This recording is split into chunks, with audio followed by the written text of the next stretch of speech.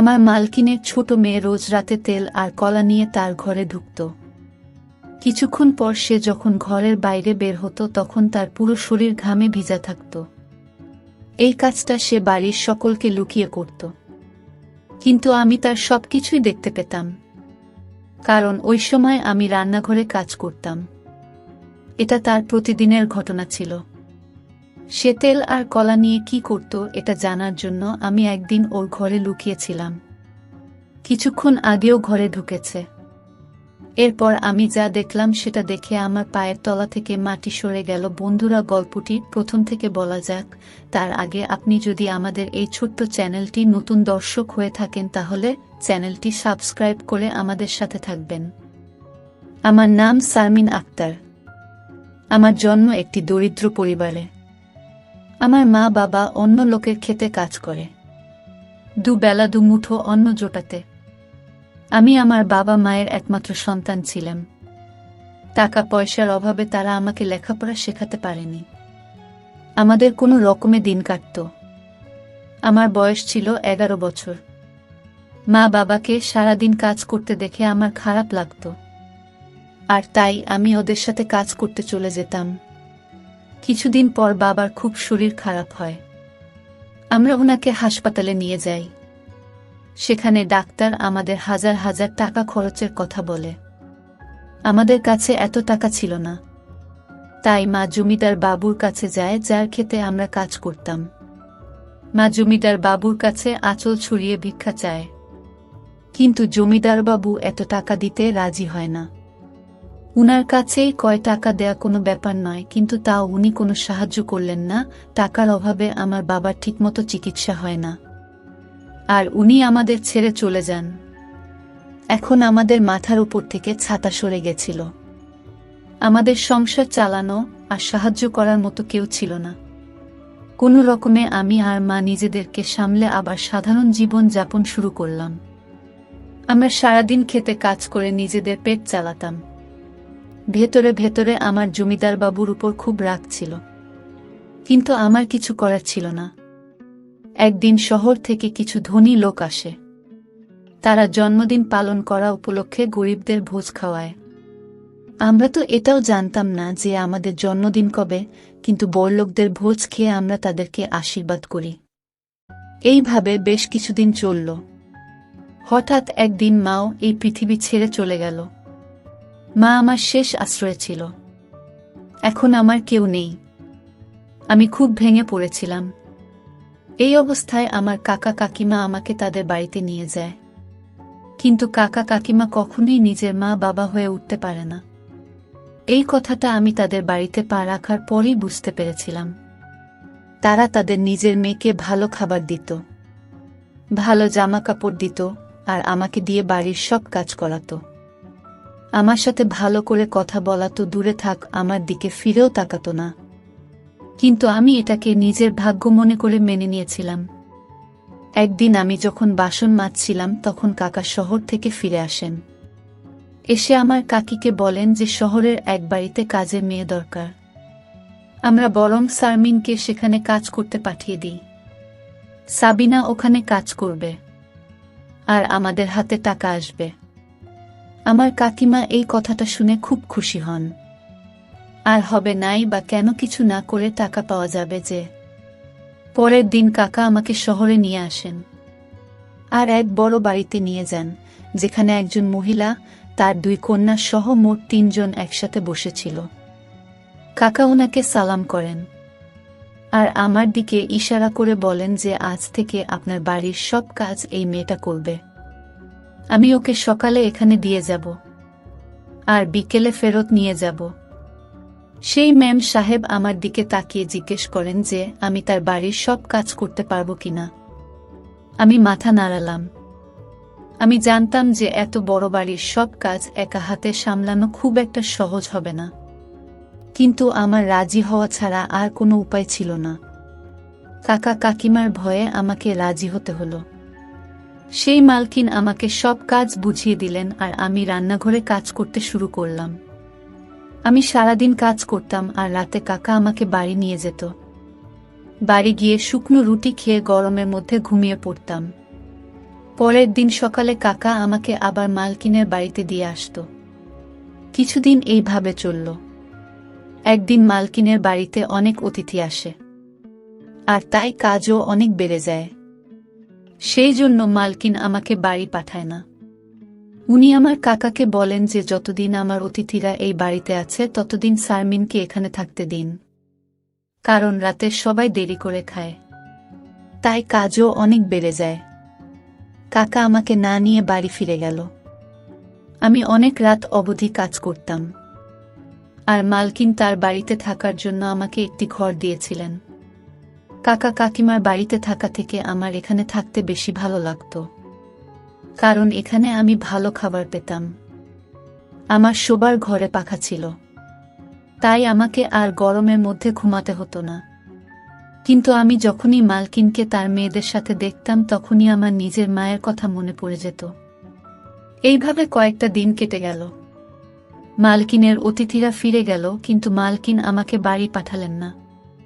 তিনি আমার কাকাকে পরিষ্কার করে বলে দিলেন যে শারমিন এখন থেকে এখানেই থাকবে।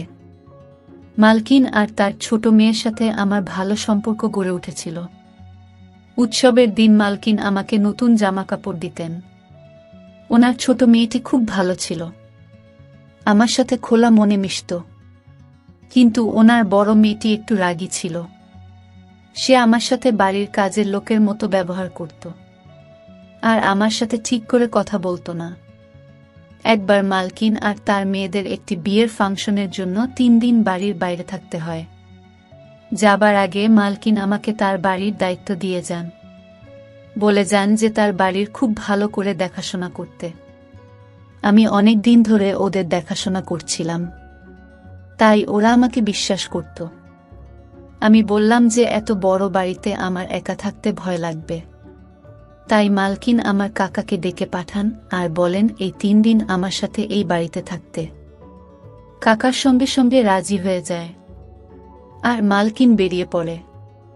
আমি কাকা আর আমার খাবার বানালাম আর খেয়ে শুয়ে পড়লাম। রাত 12টার সময় কাকা ঘুম থেকে উঠে ঘরের দরজা খুলে বাইরে বেরিয়ে গেল। দরজা খোলার আওয়াজে আমার ঘুম ভেঙে যায়। ভাবলাম কাকা হয়তো জল খেতে রান্নাঘরে গেছে। কিন্তু বেশ কিছুক্ষণ পরে যখন উনি ফেরত এলেন না, তখন আমি কাকা কি করছে দেখার জন্য ঘরের বাইরে বেরিয়ে এলাম। আমি কাকে এধার ওধার খুঁজতে লাগলাম। হঠাৎ আমি মালকিনের ঘর থেকে একটা শব্দ শুনতে পাই। আমি মালকিনের ঘরে উঁকি মেরে দেখি ওখানে আমার কাকা মালকিনে আলমারিতে কিছু একটা খুঁজছে। আমি জিজ্ঞেস করলাম, কি খুঁজছেন কাকা? কাকে একটু ঘাবড়ে গিয়ে বলে, কিছু না, এমনি আমার এটা দেখছিলাম। কত সুন্দর আলমারি। আমি বুঝতে পারলাম কাকা চুরির মতলব করছে। সে তার গ্রামে ছোটখাট চুরি প্রায় করেই থাকত, আর এত বড় বাড়িতে নিজেকে একা পেয়ে সে কি করে লোভ সামলায়। কিন্তু আমি চাই না কাকা এরকম কিছু করুক, কারণ আমি মালকিনের বিশ্বাস ভাঙতে চাই না। তারপর থেকে আমি কাকার উপর সারাক্ষণ নজর রাখতাম। আমি কখনো তাকে একা ছাড়তাম না। রাতে ভালো করে ঘুম হতো না। এইভাবেই 3 দিন কেটে গেল, আর মালকিন আর তার মেয়েরা বাড়ি ফিরে এলো। ওরা ফিরে আসার পর কাকা বাড়ি ফিরে গেল। মালকিন আমার জন্য কিছু জামা কাপড় নিয়ে এসেছিল, যেগুলো পেয়ে আমি খুব খুশি হলাম। একদিন রাতে যখন আমি রান্নাঘরে কাজ করছিলাম, তখন আমি মালকিনের ছোট মেয়েকে তার ঘরে তেল আর কলা নিয়ে যেতে দেখি।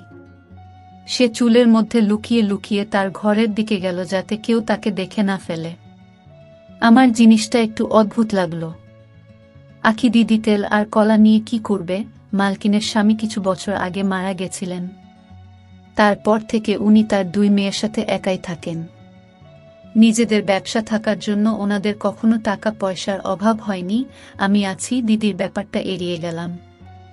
ভাবলাম পড়াশোনা জানে, হয়তো কিছু একটা করছে।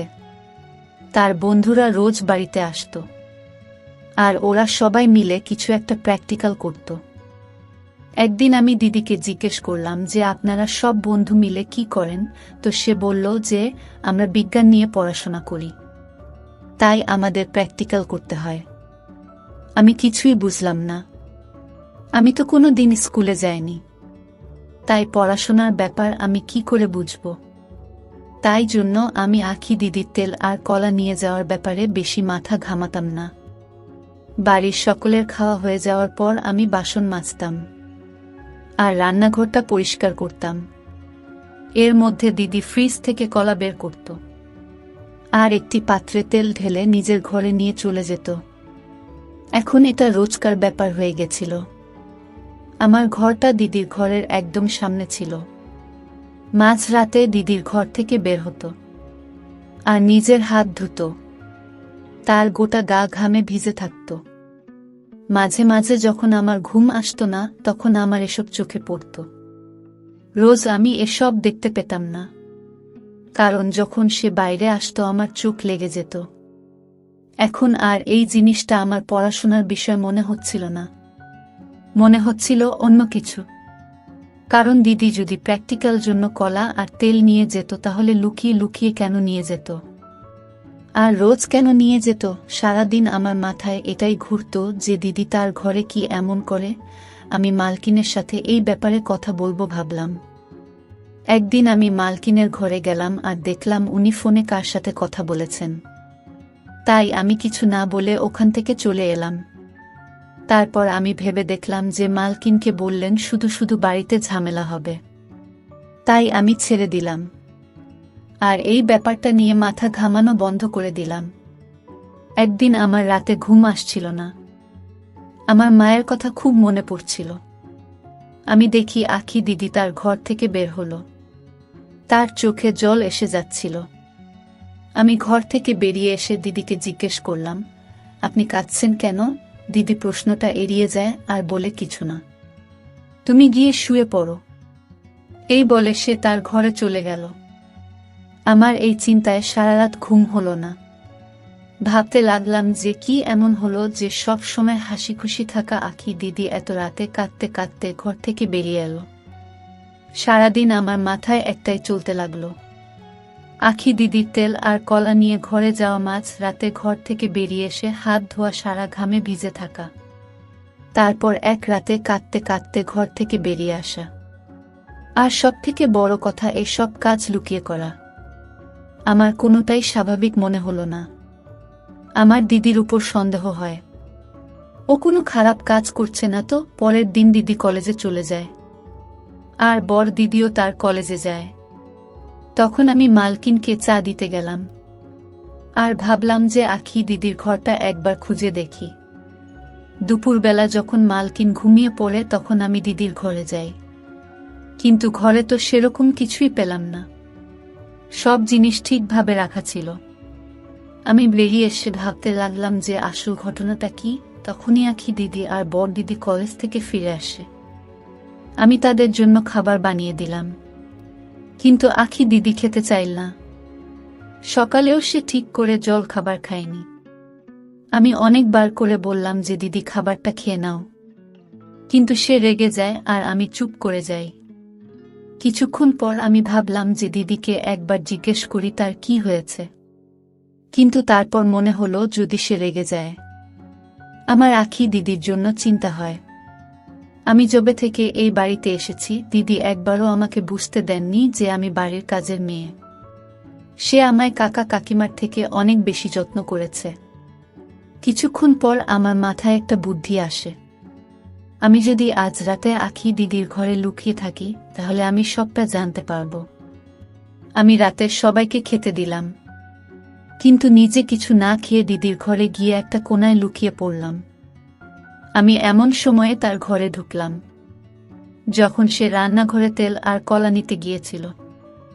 আমি লুকিয়ে লুকিয়ে দেখলাম যে দিদি তার ঘরে এল আর ঘরের পেছনের দরজাটা খুলে দিল। আমার মনে পড়ল সেই দিন যখন আমি দিদির ঘরে এসেছিলাম, তখন এই দরজাটা আমার চোখে পড়েনি। হয়তো দরজাটার সামনে পর্দা লাগানো ছিল, তাই আমার চোখে পড়েনি। তারপর আমি দেখলাম যে দিদি ওই দরজা দিয়ে একটা মানুষকে ভিতরে ঢোকালো। আর তারপর যেটা হলো সেটা দেখে তো আমার পায়ের তলা থেকে মাটি সরে গেল। তখন হঠাৎ আমার হাতে চেনটা, যেটা আমার মা মেলা থেকে আমায় কিনে দিয়েছিল, সেটা খুলে মাটিতে পড়ে যায়। সেই আওয়াজটা শুনে দিদি মনে হলো যে তার ঘরে আরও কেউ আছে। সে উঠে তার ঘরটা খুঁজে দেখতে লাগলো। আর তখনই একটা কোনায় সে আমাকে দেখতে পেল। দিদি আমাকে দেখে ঘাবড়ে গেল আর রেগে গিয়ে বলল, তুমি এখানে কি করছো? এইভাবে লুকিয়ে আছে কেন? দিদির রাগ দেখেই আমি একটু ভয় পেলাম। বললাম, আমাকে ক্ষমা করবেন দিদি, আমি কোনো খারাপ উদ্দেশ্য নিয়ে এই ঘরে আসিনি। আমার আপনার জন্য চিন্তা হচ্ছিল, কারণ আজকাল আপনি ঠিক করে খাবার খান না, আর সেই দিন আপনি কাঁদতে কাঁদতে ঘর থেকে বেরিয়েছিলেন। তারপর আখি দিদি আমাকে সবটা খুলে বলল। সে কোনো ভুল কাজ করছে না, বরং একটা মানুষের উপকার করছে। দিদি ওই লোকটার দিকে ইশারা করে বলে, তিনি আমার দাদু হন। আমার বাবা মারা যাওয়ার পর আমার মা ওনাকে বাড়ি থেকে বের করে দিয়েছিল। তারপর থেকে উনি একটা মসজিদে থাকেন। কিন্তু আমি এটা সহ্য করতে পারতাম না। আমি এই ব্যাপারে মায়ের সাথে কথা বলার চেষ্টা করেছিলাম, কিন্তু মা আমাকে খুব বকা দিয়েছিল। তাই আমি একটি প্ল্যান বানাই। আমি রাতে দাদুকে আমার ঘরে নিয়ে আসি, আর সকাল হলে ওনাকে পিছনের দরজা দিয়ে বের করে দিই। আমি দিদিকে জিজ্ঞেস করলাম যে সে তেল আর কলা দিয়ে কি করে। দিদি বলে যে দাদুর লিভারের সমস্যা আছে, তাই সে বেশি খাবার খেতে পারেন না, তাই উনি একবেলা খাবার খান। সকালে কলেজে যাওয়ার সময় আমি ওনাকে খাবার দিয়ে যাই। রাতের বেলা উনি কিছু খান না, তাই আমি ওনাকে ফল খাওয়াতে শুরু করি। আর কলা তার সব থেকে প্রিয় ফল, তাই আমি রোজ রাতে উনার জন্য কলা নিয়ে আসি। আমি এসব লুকিয়ে করি যাতে মা আর দিদি কিছু জানতে না পারে। আর দাদুর হাঁটুতে খুব ব্যথা, তাই আমি রোজ তেল নিয়ে আসি ওনার হাঁটুতে মালিশ করার জন্য। অনেকক্ষণ ধরে মালিশ করার পর আমার গা ঘামে ভিজে যায়, আর আমি বাইরে হাত ধুতে যাই। সেদিন আমার দাদুর শরীরটা ভালো ছিল না, তাই আমার চোখে জল চলে এসেছিল। দিদির কথা শুনে আমার মনের সব আশঙ্কা দূর হয়ে যায়। আমি চুপচাপ নিজের ঘরে ফিরে আসি। ঘরে এসে আমি ভাবতে লাগলাম, আমার মালকিন এতটা নিষ্ঠুর কি করে হতে পারে যে তার অসুস্থ শ্বশুরমশাইকে বাড়ি থেকে বের করে দেন। তার সাথে সাথে আমার আখি দিদির উপর গর্ব হয়। আজকালকার দিনে বড় মনের মানুষ খুব একটা দেখা যায় না, আর আখি দিদির মনটা খুব বড় ছিল। এই সমাজটা বড় নিষ্ঠুর হয়ে গেছে। তারা বয়স্ক মানুষদের বাড়ি থেকে বের করে দিচ্ছে। আমি ভালো করে বুঝতে পারলাম যে মানুষ অন্যের কষ্ট বোঝে না। যখন সেই কষ্ট সে নিজে অনুভব করে তখনই তার মর্ম বোঝে। আর বন্ধুরা, এই কাহিনী থেকে আমরা যে শিক্ষা অর্জন করতে পারলাম তা হচ্ছে, আমরা চোখের সব সময় যা দেখি তা নিয়ে সন্দেহ করা ঠিক নয়। হয়তো যা ভাবা হয়, কিন্তু ঘটনা তার থেকে আলাদা। তো বন্ধুরা, আজকে এই পর্যন্তই। ভিডিওটি যদি আপনাদের ভালো লাগে তাহলে অবশ্যই একটি লাইক করবেন এবং কমেন্ট করে আপনার মতামত জানাবেন। ধন্যবাদ।